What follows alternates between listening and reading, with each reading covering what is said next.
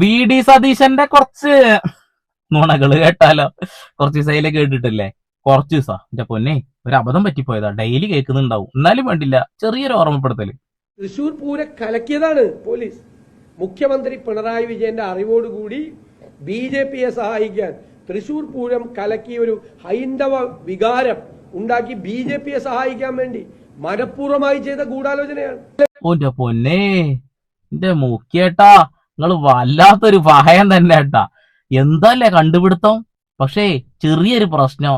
ഇത് നമ്മുടെ മഴത്തുള്ളിക്കിലുക്കത്തില് സുകുമാരിയുടെ ഒരു സീനില്ലേ, തല എവിടെയെങ്കിലും മുട്ടിക്കഴിഞ്ഞിട്ടുണ്ടെങ്കിൽ അപ്പൊ തന്നെ മറവി വരുന്ന ആ സുഖം, അതാ തോന്നുന്നു ഇപ്പൊ കേട്ടോ പുതിയത്. വേറെ ആരോ പറഞ്ഞു എന്താണ് തൃശൂർ പൂരം കലക്കാൻ ഈ കഴിഞ്ഞ വർഷമാണ്. ഞാൻ പറഞ്ഞിട്ടില്ലല്ലോ തൃശൂർ പൂരം കലക്കാനാണ് ഇവര് തമ്മിൽ കണ്ടതെന്ന്. ഇവര് തമ്മിൽ കണ്ടപ്പോ BJPയുടെ ഏറ്റവും വലിയ ആഗ്രഹം എന്താ? സംഘപരിവാറിന്റെ കേരളത്തിൽ ഒരു അക്കൗണ്ട് ഓപ്പൺ ചെയ്യണം അല്ലെ? അപ്പോ ഈ ADGP വഴി മുഖ്യമന്ത്രി കൊടുത്ത അഷ്വറൻസ്, അതിന് ഞങ്ങൾ സഹായിക്കാം, ഞങ്ങളെ ഉപദ്രവിക്കരുതാണ്, കേസ് പ്രശ്നമായിട്ട് ഞങ്ങളെ ഉപദ്രവിക്കരുതാണ്, അതിന്റെ തുടർച്ചയാണ് പൂരം കലക്കിയത്. അല്ലാതെ പൂരം കലക്കാൻ ഗൂഢാലോചന നടത്തിയാണെന്ന് ഞാൻ പറഞ്ഞിട്ടില്ല. നീ എവിടെയെങ്കിലും ഉറച്ചു നിൽക്കണം. അതിന്റെ ഞാനല്ലട്ടാ, എവിടുന്നോ കിട്ടിയൊരു വീഡിയോ കിട്ടുന്നുള്ളൂ. വല്ലാത്തൊരു അവസ്ഥ തന്നെ ഉണ്ടത്. എന്റെ പൊന്നു VD സതീശൻ മുതലാളി, നിങ്ങൾ അപ്പ കണ്ടവനെ അത് വിളിക്കരുത്. ഈ ഡബിൾ ഡൂഡ് സിൻഡ്രം ഉണ്ടല്ലോ, കേരളത്തിൽ ഇനി ഇത് മനസ്സിലാക്കാത്ത ആളുകളില്ല. പക്ഷെ കോൺഗ്രസ്സുകാരും ലീഗുകാരും കുടുങ്ങി കിടക്കുക. ഇവർക്ക് അറിയാ ഞങ്ങൾ ചവിട്ടണ തീട്ടാന്നുള്ളത്. പക്ഷെ അവർക്ക് ഇത് എന്തായാലും കളിമണ്ണാണെന്ന് പറഞ്ഞേ വെക്കുള്ളൂ. കാരണം തലക്കകത്തുള്ളതല്ലേ അവർക്ക് പറയാൻ പറ്റുള്ളൂ. കൊള്ളാം കൊള്ളാം. അടുത്തത് വല്ലാത്തൊരു നുണ തന്നെയാണ് എന്റെ പൊന്നു തന്നെ ചേട്ടാ, ബാക്കി പറ. നമുക്കറിയാം, സ്വകാര്യ ബസ് മേഖലയായതിനു മുമ്പ് പറഞ്ഞതുകൊണ്ട് ആവർത്തിക്കുന്നില്ല. അവർ വലിയ പ്രതിസന്ധിയെ നേരിടുകയാണ്. വലിയ പ്രതിസന്ധി. അതിപ്പോ KSRTCയിൽ സ്ത്രീകൾക്ക് സൗജന്യം കൊടുത്തുകൊണ്ടൊന്നല്ല, അതിനു മുമ്പ് തന്നെ കോവിഡ് കഴിഞ്ഞപ്പോഴേക്കും അത് തകർന്നു. കോവിഡ് കഴിഞ്ഞപ്പോഴും തകർന്ന്. അതായത് പ്രിയദർശിനി നടത്തിയത് കൊണ്ടല്ല അവര് മുടിഞ്ഞത് എന്നാ പറയുന്നത് കേട്ടോ. പ്രിയദർശിനി തുടങ്ങിയത് കൊണ്ട് തന്നെയാണ് മുടിഞ്ഞത്. നിങ്ങൾക്കെതിരെ മുദ്രാവാക്യം ഉയർത്തിപ്പിടിച്ചുകൊണ്ട് UDFനുള്ള ആളുകൾ പോലും രംഗത്ത് വന്ന വീഡിയോസ് ഒക്കെ ഇപ്പൊ വന്നു ചേട്ടായി. പിന്നെ വീണോടുത്ത് കിടന്ന് ഉരുളല്ലേ, അവറ്റകളുടെ പള്ളക്കടിച്ചിട്ടേ ഡയലോഗ് അടിക്ക് ഒരു കുറവില്ല. പക്ഷെ നിങ്ങൾക്ക് നല്ല വാഗ്ദാനങ്ങളൊക്കെ തന്നിട്ടുണ്ട് കേട്ടോ. വാഗ്ദാനങ്ങൾ ഇങ്ങനെ വാരിക്കോരി തരണത് മൂപ്പരുടെ ഒരു സ്റ്റൈലാണെന്നുള്ളതാ. 32,000 പ്രൈവറ്റ് ബസ് ഉണ്ടായിരുന്നിടത്ത് 10,000-ൽ താഴെയായി പ്രൈവറ്റ് ബസ്. ഈ ഗവൺമെന്റിന്റെ പ്രഖ്യാപിത നയം പ്രൈവറ്റ് ട്രാൻസ്പോർട്ട് ആയിട്ടല്ല അവരെ കാണുന്നത്. ട്രാൻസ്പോർട്ട് ബസ് ഓടാത്ത സ്ഥലത്തുകൂടി അവരെ ആളുകളെ കൊണ്ടുപോകുന്നുണ്ട്. അപ്പൊ അതൊരു പബ്ലിക് ട്രാൻസ്പോർട്ട് സിസ്റ്റത്തിന്റെ ഭാഗമായിട്ടാണ് പ്രൈവറ്റ് ട്രാൻസ്പോർട്ട് വരെ കാണുന്നത്. നല്ലൊരു കാര്യമാണ്. അവർക്കൊരു പെൻഷൻ കൂടി നിങ്ങൾ കൊടുക്കണം. പിന്നെ KSRTC ബസ്സുകൾ ഇല്ലാത്ത റൂട്ടിൽ അവർ ഓടുന്നുണ്ട് പറയുമ്പോ അവർ ഉള്ളേരികളിൽ കാലങ്ങളായിട്ട് ഓടുന്നതല്ലേ. നിങ്ങൾ ഉള്ളേരികളിലും കൂടി ഗ്രാമവണ്ടികൾ കൂടി ഇറക്കി കഴിഞ്ഞാൽ, പ്രിയദർശിനി വണ്ടികൾ ഇറക്കി കഴിഞ്ഞാൽ ആ ഉള്ളേരിയത്തെ അവസ്ഥ എന്താവും? ഒരു 10 ഉറുപ്പ്യക്ക് വേണ്ടിയിട്ട് അവർ കഷ്ടപ്പെടുന്ന ഞങ്ങൾ കണ്ടുകൊണ്ടിരിക്കുന്നുണ്ട് എന്റെ പൊന്നു ചേട്ടായി. അവര് കൂവി വിളിച്ചുകൊണ്ട് സമരം ചെയ്യുന്നത് നമ്മൾ കാണുന്നുണ്ട് എന്റെ പൊന്നു ചേട്ടായി. എല്ലാം ബിസിനസ് കണ്ണോട് കൂടെ കാണുമ്പോ പാവപ്പെട്ട ഒരു കൂട്ടം ആളുകളുടെ 10-24,000 ആളുകളുടെ പള്ളക്കും കൂടിയാണ് നിങ്ങൾ അടിക്കുന്നത് എന്നുള്ള ബോധം വേണം. അവരും പാവങ്ങളാണ്, ജീവിക്കാൻ വേണ്ടി നെട്ടോട്ട് വിടുക. ഒരു ദിവസം ഡീസൽ അടിച്ചു കഴിഞ്ഞാൽ ആ ഒരു പൈസ പോലും കിട്ടാത്ത അവസ്ഥയിലേക്ക് കാര്യങ്ങൾ നീങ്ങുന്നുണ്ട് എന്നുള്ളതാണ്. ദയവ് ചെയ്ത് ഇതിനൊന്ന് ന്യായീകരിച്ച് മെഴുകരുത്. സർക്കാരിനൊരു തെറ്റ് പറ്റി, പ്രൈവറ്റ് ബസ്സിന്റെ അവസ്ഥ പരിതാപകരമായി എന്നങ്ങ് പറഞ്ഞേക്കണം. തെറ്റാണെങ്കിൽ തെറ്റങ്ങ് പറയണം. നിങ്ങൾ തെറ്റ് ചൂണ്ടിക്കാണിക്കണം എന്ന് പ്രതിപക്ഷത്തോട് പറഞ്ഞതല്ലേ. പ്രതിപക്ഷത്താണ് ഞങ്ങള്, പൗരന്മാരാണ് ഞങ്ങള് ചോദിക്കുന്നത്, ഞങ്ങൾ പറയുന്നത് ചെയ്ത് കാണിക്ക്. ആ പെട്രോളിന്റെ നികുതിയും കൂടി ഒന്ന് കുറയ്ക്കാനട്ടോ, അധികമായി കിട്ടുന്ന നികുതി. അവര് തകർന്നു പോകാതിരിക്കാൻ, അവരെ താങ്ങി നിർത്താൻ വേണ്ടിയിട്ടുള്ള എല്ലാ സഹായവും ചെയ്യും. അതിന്റെ സഹായത്തിന്റെ ഭാഗമായിട്ടാണ് ഈ സംസ്ഥാനത്തിന്റെ ചരിത്രത്തിൽ ഒരിക്കലും കൊടുക്കാത്ത തരത്തിൽ 50% ടാക്സ് റിഡക്ഷൻ കൊടുത്തു. 50% നികുതി കുറച്ചു കൊടുത്തു. പക്ഷെ 50% ആളുകൾ പോലും ബസ്സിൽ കയറുന്നില്ല ചേട്ടാ. സ്ത്രീകളാണ് കേരളത്തിൽ കൂടുതലുള്ളത് അല്ലെ. അവരാണ് കൂടുതൽ ഇത്തരം ബസ്സുകൾ ആശ്രയിക്കുന്നത്. അവരുടെ എണ്ണം കുറഞ്ഞു കഴിഞ്ഞാല് 50% പോലും ബസ്സിൽ ആളില്ലെങ്കിൽ പെട്രോൾ അടിച്ച കായ് പോലും തിരിച്ചു കിട്ടൂല ചേട്ടാ. നിങ്ങൾ നികുതി കുറച്ച് കൊടുത്തിട്ട് എന്ത് കാര്യമുള്ളത്? നിങ്ങൾ നികുതി കുറയ്ക്കുന്ന കൂട്ടത്തിൽ ആ പെട്രോളിന്റെ ഡീസലിനെയും കൂടി നികുതി നേരത്തെ പറഞ്ഞത് അതും കൂടി ഒന്ന് ചെയ്യുകയാണെങ്കിൽ നല്ല കാര്യം, അത്രേ പറയുന്നുള്ളൂ. ഞങ്ങൾ ചൂണ്ടിക്കാണിക്കുന്നത് നിങ്ങൾ ചെയ്യുന്നുമില്ല. എന്താണ് ഒരു ഇൻഡസ്ട്രി തകർന്നു പോരുന്ന കരുതിയാൽ, ഒരു ഇൻഡസ്ട്രി തകർന്ന് തരിപ്പണമായി പോകരുത്. ഒരു ഇൻഡസ്ട്രി ഇല്ലേ, അത് പോയാൽ ഒരുപാട് പേർക്ക് റിക്കവറി പ്രശ്നങ്ങളെല്ലാം ഉണ്ടാവും. KSRTC കേരളത്തിലെ എല്ലായിടത്തും സർവീസ് നടത്തുന്നില്ല.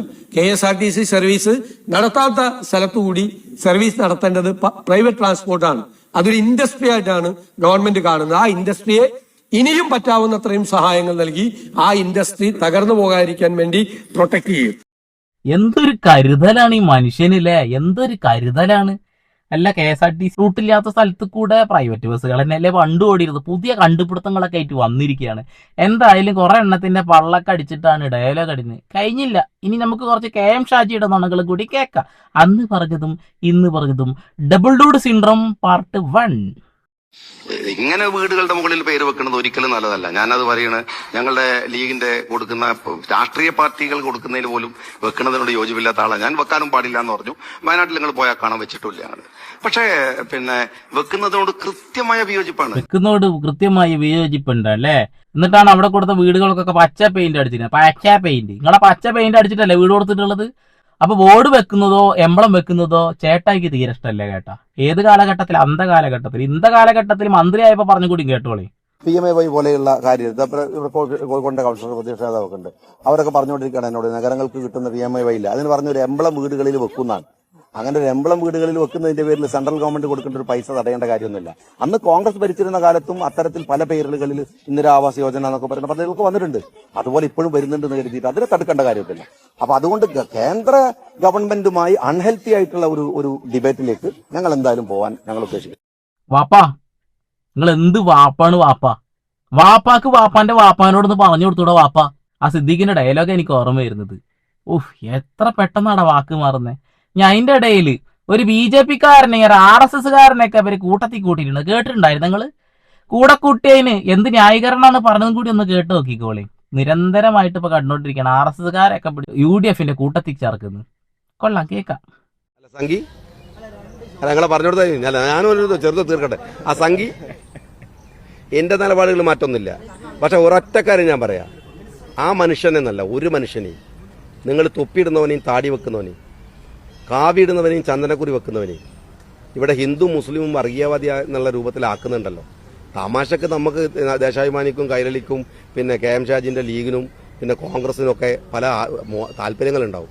നിങ്ങളുടെ താല്പര്യങ്ങൾ അടിച്ചേൽപ്പിക്കുന്ന നിങ്ങൾ കാണുന്നുണ്ട് എന്നുള്ളതാണ്. മതമാണ് പ്രശ്നം. അടിച്ചേൽപ്പിക്കുന്ന നമ്മൾ കാണുന്നുണ്ട് എന്നുള്ളതാണ്. ഈ കൊട്ടി പിടിച്ചിട്ടുണ്ടെങ്കിൽ സ്വർഗത്തിലെത്താം എന്ന് പറഞ്ഞ് നമ്മൾ കേട്ടിട്ടുള്ളതാണ്. ആ കോണി നിങ്ങൾക്ക് സ്വർഗത്തിലേക്കുള്ളതാണ് നിങ്ങൾ കേട്ടിട്ടുള്ളതാണ്. തങ്ങളടക്കം വീഡിയോ പുറത്തു വിട്ടിട്ടുണ്ട്. തങ്ങളടക്കം പറയുന്ന വീഡിയോസ് പ്രസംഗങ്ങൾ നമ്മുടെ കൈകളിലുണ്ട് എന്നുള്ളതാണ്. നിങ്ങളുടെ പ്രകടന പത്രികകളും ഞങ്ങൾ കണ്ടിട്ടുള്ളതാണ് എന്നുള്ളതാണ്. ഒരിക്കൽ നിങ്ങളുടെ നാട്ടിൽ ഞാൻ വന്നിട്ടുണ്ട്. MB ഫൈസൽ, അഡ്വക്കേറ്റ് MB ഫൈസലിന് വേണ്ടിയിട്ട് MP ആയിട്ട് കുഞ്ഞാലിക്കുട്ടിക്കെതിരെ മത്സരിക്കുന്ന കാലഘട്ടത്തിൽ ഞാൻ അവിടെ വോട്ട് ചോദിച്ചു വന്നിട്ടുണ്ട്. അവിടെ ഓരോ വീടുകളിലും കയറി ഇറങ്ങുമ്പോൾ അത്ഭുതപ്പെടുത്തുന്ന മറുപടികൾ ഞങ്ങൾക്ക് കിട്ടിയിട്ടുണ്ട് എന്നുള്ളതാണ്. ഞാൻ എന്താണെന്നും പറയുന്നില്ല, പ്രകടന പത്രിക പോലും ഞങ്ങളുടെ കൈകളിൽ ഉണ്ടായിരുന്നു എന്നുള്ളതാണ്. ആ കാലഘട്ടത്തിൽ നിങ്ങൾ പറഞ്ഞ പ്രസംഗങ്ങളും ഒരുപാട് ഞങ്ങൾ കണ്ടതാണെന്നുള്ളതാണ്. ഈ കൊടി പിടിച്ചു കഴിഞ്ഞാൽ സ്വർഗത്തിന്റെ കവാടം അങ്ങ് തുറന്നു കിട്ടും. ഇത്തരം സാമുദായിക രാഷ്ട്രീയ നേതാക്കന്മാരെ ഒക്കെ നോക്കി വെക്കുന്നത് നല്ലതാണ് കേട്ടോ. ഇവരൊക്കെ ഒരു നിലപാടുമില്ലാത്ത ആളുകളാണ്. പിന്നെന്താണ് എന്റെ നിലപാടിന് മാറ്റമില്ല എന്നുള്ളത്? നിലപാടില്ലാത്തവന് നിലപാടിനെ കുറിച്ച് പറയാൻ നിങ്ങൾക്ക് ഉളുപ്പില്ലേ എന്നാണ് എനിക്ക് ചോദിക്കാനുള്ളത്. കഴിഞ്ഞില്ല, ബാക്കി. പക്ഷെ അൾട്ടിമേറ്റ് ഇഷ്യൂ ഉണ്ടല്ലോ, അപകടകരമാണ്. ഞാൻ ഇപ്പോഴും നിങ്ങളോട് ചോദിക്കുന്ന ചോദ്യമുണ്ട്. ആ മനുഷ്യൻ ചെയ്യുന്ന വർക്ക്, അയാളൊരു വക്കീലായിരുന്നു, അയാളൊരു ജഡ്ജായിരുന്നു. ഒരു സ്റ്റേറ്റ്മെന്റ് അയാളുമായി ബന്ധപ്പെട്ട ഒരു സംഘി ഇടപെടൽ നിങ്ങൾ കാണിക്കാതെ ഒരു മനുഷ്യനെ എന്തിനാ നിങ്ങൾ ഇങ്ങനെ ചെയ്യണമെന്ന് എനിക്ക് മനസ്സിലാവില്ല. എന്ത് രാഷ്ട്രീയാണതല്ലേ? കാണിച്ചു തരണ എന്റെ പൊന്നു ഷാജിയെ, കാണിച്ചു തരാ. കൺകുളിർക്കെ കാണു നീ. തെരഞ്ഞെടുപ്പ് കമ്മീഷണറായി N. ശേഷാദ്രിനാഥിനെ നിയമിക്കുന്നതിനെതിരെ UDF-ൽ കലാപക്കൊടി ഉയരുന്നു. സർക്കാർ തീരുമാനിച്ച N. ശേഷാദ്രിനാഥൻ സംഘി എന്ന് ആവർത്തിച്ച് KPCC general secretary PM Niyas. ശേഷാദ്രിനാഥനെ നിയമിച്ചാൽ പാർട്ടിക്കുണ്ടാകുന്നത് വലിയ തിരിച്ചടിയാകും. മുഖ്യമന്ത്രി തിരുത്തുമെന്ന പ്രതീക്ഷയുണ്ടെന്നും PM നിയാസ്. നിയമനത്തെ ന്യായീകരിച്ച KM ഷാജിക്കെതിരെയും ശക്തമായ വിമർശനമാണ് നിയാസ് ഉന്നയിച്ചത്. വിശ്വാസികളെയും സംഘികളെയും തിരിച്ചറിയാൻ കോൺഗ്രസുകാർക്ക് കഴിയും. അതിന് KM ഷാജി അഭിപ്രായം പറയേണ്ടതും നിയാസ് വ്യക്തമാക്കി. PM നിയാസിന്റെ വായ നിങ്ങൾക്ക് മൂടിക്കെട്ടാൻ കഴിയോ? മൂടിക്കെട്ടാൻ കഴിയില്ല. കാരണം അദ്ദേഹം ഒരു കറ കളഞ്ഞ UDF-കാരനാണ്. അതുകൊണ്ട് അദ്ദേഹം RSS-നെതിരെ ശബ്ദം ഉയർത്തുക തന്നെ ചെയ്യും. പക്ഷേ അപ്പ കണ്ടവനെ അതെന്ന് വിളിക്കുന്ന നിന്നെ പോലെയുള്ള കുറെ എണ്ണം ഉണ്ടല്ലോ, അവറ്റകൾക്ക് വാക്കുകൾ മാറ്റി പറയാൻ കഴിയില്ല എന്നുള്ളതാണ്. കാരണം അധികാരമോഹം കൊണ്ട് അധികാരത്തിലെത്തുന്നു. അധികാരം കിട്ടിക്കഴിഞ്ഞാൽ പിന്നെ കൊഞ്ഞലം കുത്തുന്ന പ്രവണതയുണ്ടല്ലോ, അതൊന്നും ഇവിടെ വില പോവില്ല എന്റെ പൊന്നു ഷാജിയെ. അടുത്ത കൊല്ലം നിങ്ങൾ ഇതേ സ്ഥലത്ത് മത്സരിച്ചാലും വിജയിക്കുമെന്ന് ഞങ്ങൾക്കറിയാം. കാരണം മനസ്സിനകത്തേക്ക് കുത്തിക്കയറ്റി വെച്ചിട്ടുള്ള ആ സാമുദായിക ചിന്താഗതി ഉണ്ടല്ലോ, ആ ചിന്താഗതി കാരണമാണെന്നുള്ളതാണ്. അല്ലെങ്കിൽ അവിടെ നിന്ന് മത്സരിക്കുന്ന ഏതെങ്കിലും ഒരു ഇടതുപക്ഷക്കാരൻ വിജയിക്കാനുള്ള സാധ്യതയുണ്ട്. അങ്ങനെയുള്ള ചിന്താഗതിയുള്ള നല്ല മനുഷ്യന്മാരുണ്ടെങ്കിൽ ഇടതുപക്ഷം ചിലപ്പോൾ അവിടെ നിന്ന് ജയിക്കുമായിരിക്കാം. നിങ്ങൾ മനസ്സിലാക്കുക, ഇടതുപക്ഷം എന്ന് പറഞ്ഞാൽ നിങ്ങൾ വിചാരിക്കുന്നത് പോലെ RSSന്റെ കൂട്ടുകൂടുന്നവരല്ല. അതിന് ഒരുപാട് ഉദാഹരണങ്ങൾ നിരന്തരം ഞാൻ ചെയ്തു കഴിഞ്ഞതാണ്. ഒരു മര്യാദ വേണ്ടേ? ഇതെന്താ നിങ്ങൾ പറയുന്നത്? ഞാനൊരു അഴിമതിക്കാരനാണ് നിങ്ങൾ പറയുന്നതിനേക്കാൾ സങ്കടകരാണ് ഞാനൊരു വർഗീയവാദിയാണെന്ന് പറയുന്നത്. പക്ഷെ ആകെ ഒരു സന്തോഷം എന്താ അറിയാം, ശേഷാദ്രിനാഥനോട് ഞാൻ നന്ദി പറയേണ്ട കാര്യം എന്താ വെച്ചാൽ മുസ്ലിം ഭീകരവാദിയായ ഞാൻ ഒരു RSSകാരനായി കഴിഞ്ഞു എന്നുള്ളതാണ് അതിലെ വലിയ മാറ്റം. ഭയങ്കര മാറ്റമാണ്. തീർച്ചയായിട്ടും നിങ്ങളൊരു RSSകാരനായി മാറിക്കഴിഞ്ഞു. എന്റെ KM ഷാജിയെ, സംശയമുണ്ടോ? നിനക്കുള്ള മറുപടി നിന്റെ നിയാസ് സാറ് തന്നെ പറഞ്ഞു തരും. കേൾക്കാം. ഇത്രയും പ്രധാനപ്പെട്ട ഒരു പോസ്റ്റിലേക്ക് പുതിയ സംഖ്യയെ, അതും അറിയപ്പെടുന്ന സംഖ്യയെ വെച്ചാൽ എന്ത് മെസ്സേജാണ് നമ്മൾ കൊടുക്കുന്നത് പാർട്ടിയിൽ? ഈ പദവി നഷ്ടപ്പെട്ടാൽ പാർട്ടിക്കുണ്ടാവുന്ന ഒരു വലിയ തിരിച്ചടി, അത് നമുക്ക് തീർത്താൽ തീരാത്ത പരിഹാരമായ ഒരു നഷ്ടത്തിന്റെ കൂപ്പുകുഴിയിലേക്ക് കോൺഗ്രസും UDF ചാവും. അദ്ദേഹം ഒരു കാലത്തും UDF കോൺഗ്രസ് ആയിട്ടില്ല. അദ്ദേഹം കഴിഞ്ഞ 15 വർഷമായി അദ്ദേഹത്തിന്റെ സമൂഹ മാധ്യമങ്ങളിൽ നിങ്ങൾ പരിശോധിക്കണം, സംഘപരിവാരയുടെ കൂട്ടായ്മയുടെ സ്ഥിരം നേതൃത്വം വഹിച്ചുകൊണ്ട് മുന്നോട്ട് പോയ വ്യക്തിയാണെന്ന് ആർക്കാണ് അറിഞ്ഞുകൂടാത്തത്? UDFന്റെ ഒരു സുപ്രധാന പദവിയിലേക്ക് UDF കൊണ്ടുവരിക എന്ന് പറഞ്ഞാൽ UDFന്റെ പ്രവർത്തകർക്ക് അത് അംഗീകരിക്കാൻ കഴിയുമോ? അത് അവരുടെ ആത്മാഭിമാനത്തിലേക്കുന്ന ഏറ്റവും വലിയ ഒരു അവർക്ക് സഹിക്കാനാവുന്നതിലപ്പുറമായ ഒരു കാര്യമാണ്. ഞാൻ അതിനുവേണ്ടിയാണ് പോരാടുന്നത്. ഇതൊന്നും പറഞ്ഞു കൊടുത്ത KM ഷാജിയുടെ തലയിൽ കയറില്ല നിയാസ്ക. ഒരു കാര്യം മാത്രമേ പറയുന്നുള്ളൂ, അവർക്കൊക്കെ അധികാരം മാത്രം മതി. അധികാരം കിട്ടിക്കഴിഞ്ഞാൽ വോട്ട് ചെയ്ത ഓരോ മനുഷ്യന്മാരെയും കൊഞ്ഞലം കുത്തുന്ന ഒരവസ്ഥയാണ്. പൊന്നാനി നിയോജക മണ്ഡലത്തിലെ MLA-യുമായി ബന്ധപ്പെട്ടുകൊണ്ട് എൻ്റെ കയ്യിൽ ഒരു തെളിവോട് കൂടി ഒരു സാധനം കിടക്കുന്നുണ്ട്, ഒരു ബിഗ് ബോംബ്. ഇവിടെ റിപ്പോർട്ടർ ചാനൽ റിപ്പോർട്ട് എടുത്തു പോയിട്ടും അവർ പുറത്തുവിടാത്ത ഒരു വാർത്തയുണ്ട്. അത് ഞാൻ ഉടനെ തന്നെ പുറത്തുവിടും. പാവപ്പെട്ട ഒരു കുടുംബത്തിന്റെ, ഒരു ഉമ്മയുടെ കണ്ണുനീരിന്റെ ആ ഒരു നിവേദനം പോലും എച്ചിൽ തുടച്ച് വലിച്ചെറിഞ്ഞ ആ മനുഷ്യനെ കുറിച്ചിട്ടുള്ള ഒരു കാര്യം. അധികം വൈകില്ല, ഉടനെ തന്നെ ഞാനത് പുറത്തുവിടും. മുസ്ലിം ലീഗിനെ വിശ്വസിച്ചുകൊണ്ട് വോട്ട് ചെയ്ത, UDFനെ വിശ്വസിച്ചുകൊണ്ട് വോട്ട് ചെയ്ത ഓരോ പാവപ്പെട്ടവന്റെയും നെഞ്ചത്താണ് അവർ കയറി താണ്ഡവമാടുന്നത് എന്നുള്ളതിന്റെ ഏറ്റവും വലിയ ഉദാഹരണം അതിന്റെ കരങ്ങളിൽ ഭദ്രമായിട്ടിരിക്കുന്നുണ്ട്. പുറത്തുവിടും. ഷാജി, ബാക്കി പറ. ഞാൻ ഈ തെരഞ്ഞെടുപ്പിൽ പിന്നെ മതമാണ് പ്രശ്നം എന്ന് പറയുന്ന മുസ്ലിം ഭീകരനായിരുന്നു. ഇപ്പം എല്ലാം കൂടി നോക്കുമ്പോൾ ഞാൻ ഒരു സംഘി പക്ഷക്കാരനായി മാറിയിരുന്നു. ആ കൺവെർഷൻ ഭയങ്കര രസമായിട്ടുണ്ട്. ആ കൺവെർഷൻ ഭയങ്കര രസമായിട്ടുണ്ടെന്ന് പറയുമ്പോൾ നിങ്ങൾ അതിലേക്ക് ചാടി വീണതാണ്. നിങ്ങൾ നിങ്ങളുടെ അഭിമാനം പണയം വെച്ചിട്ടുണ്ട്. നിങ്ങൾ നിങ്ങളുടെ ചങ്കൂറ്റം ആർക്കോ വേണ്ടിയിട്ട് പണയം വെച്ചിട്ടുണ്ട്. നിങ്ങൾ നിങ്ങളുടെ സമുദായത്തിന് വേണ്ടി പണിയെടുക്കുമെന്ന് പറഞ്ഞിട്ടും നിങ്ങൾ നട്ടെല്ല് പണയം വെച്ചിട്ടുണ്ട്. ആ സമുദായത്തിന് വേണ്ടിയല്ല നിങ്ങളിപ്പോൾ സംസാരിക്കുന്നത്. VD സതീശന് വേണ്ടിയിട്ടും BJPക്ക് വേണ്ടിയിട്ട് RSSന് വേണ്ടിയാണ് നിങ്ങളിപ്പോൾ പണിയെടുത്തുകൊണ്ടിരിക്കുന്നത്. ഒരു ചൊല്ലുണ്ട്, വാക്ക് പറഞ്ഞാൽ വാക്കായിരിക്കണമെന്ന്, അല്ലെങ്കിൽ സ്വന്തം പിതാമഹന്റെ മാറ്റിപ്പറയുന്നവനാകുമെന്നുള്ളത്. നിൽക്കട്ടെ, അതവിടെ നിൽക്കട്ടെ. ലീഗ് സപ്പോർട്ടീവ് അല്ല. ഞങ്ങൾക്ക് അതിൽ വിരുദ്ധാഭിപ്രായം കൊണ്ടാണല്ലോ സാധിക്കൽ തങ്ങൾ പറഞ്ഞത്. പക്ഷേ ക്യാബിനറ്റിന്റെ തീരുമാനത്തിന് കൂടെ ഞങ്ങൾ വീര്യം കുറഞ്ഞാലും വീര്യം കൂടിയാലും മദ്യം കഴിക്കാൻ പാടില്ല എന്ന് വിചാരിക്കുന്നവരാണ് ഞങ്ങൾ. അല്ല, മുസ്ലിം ലീഗിന്റെ വിയോജിപ്പുകൾ ഞങ്ങൾ അതിനകത്ത് പറയും. പക്ഷേ ക്യാബിനറ്റ് എടുക്കുന്ന തീരുമാനങ്ങളായിട്ട് തന്നെ വരിക. അതിനകത്ത് കയറി പിന്നെ ഈ കാര്യങ്ങൾ സമരം ചെയ്യാനല്ല. ഞങ്ങൾ ഈ നാട്ടിൽ വോട്ട് വാങ്ങുന്നത് ഒരു വിശ്വാസിയുടെ വോട്ട്, ഒരു വിഭാഗത്തിന്റെ മാത്രം വോട്ടല്ല, എല്ലാവരുടെയും വോട്ട് വാങ്ങി ജയിക്കുന്നവരാണ്. ഞങ്ങളുടെ അഭിപ്രായം ഞങ്ങൾ പറഞ്ഞുകൊണ്ടിരിക്കും. ഒരു മുസ്ലിം ലീഗ് പ്രവർത്തകൻ പറയുകയാണ്, വീര്യം കുറഞ്ഞതോ കൂടിയതോ സർക്കാർ ഒരു തീരുമാനമെടുത്താൽ ഞങ്ങൾ അതിന്റെ കൂടെ നിൽക്കുമെന്നുള്ളത്. ഇതൊക്കെയാണ് ഊളത്തരം എന്ന് പറഞ്ഞാൽ. ഒരിക്കലും ഒരു മുസൽമാന് ഇത്തരം കാര്യങ്ങൾ അനുകൂലിക്കാനോ അംഗീകരിക്കാനോ കഴിയില്ല. നെഞ്ചത്ത് കൈവച്ചുകൊണ്ട് നിങ്ങൾ തന്നെ പറ, ഇത് അംഗീകരിക്കാൻ കഴിയുന്ന കാര്യമാണോ എന്നുള്ളത്. നിങ്ങൾക്കറിയാം അത് അംഗീകരിക്കാൻ കഴിയില്ല. സർവശക്തനായ അള്ളാഹുവിനെ വിശ്വസിക്കുന്ന ഒരു മനുഷ്യനും ഇത്തരം കാര്യങ്ങൾ അംഗീകരിക്കാൻ കഴിയില്ല എന്നുള്ളത്. അതുകൊണ്ടാണ് ഞാൻ മുസ്ലിം ലീഗിലെ ഓരോ പ്രവർത്തകരോടും പറയുന്നത്, ആ കൊടി പിടിച്ചാൽ നിങ്ങൾക്ക് സ്വർഗമൊന്നും കിട്ടില്ല. സ്വർഗം കിട്ടണമെങ്കിൽ ഖുർആൻ പറയുന്ന കാര്യങ്ങൾ തന്നെ ചെയ്യേണ്ടതായിട്ടുണ്ട്. നിങ്ങൾ പാപം ചെയ്യാൻ പാടില്ല, നിങ്ങൾക്ക് ദൈവവിശ്വാസം വേണം, നിങ്ങൾ ദാനം ചെയ്യണം, നിങ്ങൾ സഹജീവികളോട് സ്നേഹം കാണിക്കണം എന്നുള്ളത്. നിങ്ങൾ അത് മാത്രം ചെയ്താൽ മതി. നിങ്ങൾക്ക് സ്വർഗം തീർച്ചയായിട്ടും നിങ്ങൾക്ക് ലഭിക്കുക തന്നെ ചെയ്യുമെന്നുള്ളതാണ്. കമ്മ്യൂണിസ്റ്റ് മാർക്സിസ്റ്റ് പാർട്ടി ദൈവവിരോധികളാണ്, അവർ നിരീശ്വരവാദികളാണ് എന്നൊക്കെ പറഞ്ഞു നടക്കുന്ന ഒരു കൂട്ടം പൊറോട്ട് നാടകങ്ങൾ നിങ്ങൾ കേൾക്കുന്നുണ്ടാവും. കമ്മ്യൂണിസ്റ്റുകാരായ ആളുകൾ അമ്പലത്തിലും പോകാറുണ്ട്, പള്ളിയിലും പോകാറുണ്ട്, നിസ്കരിക്കാറുമുണ്ട്, കുർബാനയും പോകാറുണ്ട് എന്നുള്ളതാണ്. അപ്പോ നുണകൾ പറഞ്ഞുകൊണ്ട് നിങ്ങളുടെ മുന്നിലേക്ക് അവർ വരുമ്പോ കാർക്കിച്ച് തുപ്പാൻ കഴിയില്ലെങ്കിലും മുഖത്തു നോക്കി പറയണം, ഞങ്ങൾ മനുഷ്യരാണ്, മാനവരാശിക്ക് വേണ്ടിയാണ് ഞങ്ങൾ പണിയെടുക്കുന്നത്, മാനവികതയുടെ കാവൽക്കാരാണ് ഞങ്ങൾ എന്ന് പറഞ്ഞുകൊണ്ട് ഇടതുപക്ഷ ജനാധിപത്യ മുന്നണിയെ നിങ്ങൾ നെഞ്ചിലേറ്റുക തന്നെ വേണം.